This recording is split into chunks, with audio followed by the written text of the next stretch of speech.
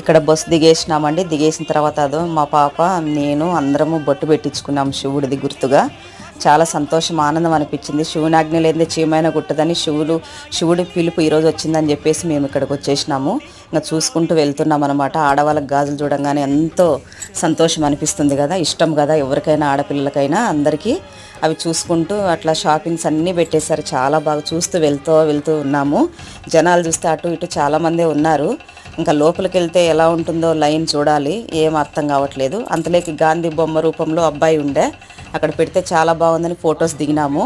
దిగేసి నందేశ్వరుడు వచ్చినాడు. ఇంకా దగ్గర లైన్ చూడండి ఒకసారి ఎలా ఉందో, ఎంత లైన్ ఉందంటే ఇంకా ఆ లైన్ చూసేతలకే ఈ లైన్ నుంచి పోతే దాదాపు మేము 5 o'clock ఇక్కడ నిలబడినాము. 5 నుంచి ఇంకెంత టైం అవుతుందో చూస్తామంటే 7కు లోపలికి వచ్చేసినాము. దేవుడి కృపలో దర్శనం అయిపోయింది. శివుని సంతోషంగా చూసి వచ్చేసినాము. ఇంకా బయటంతా చూస్తున్నాము.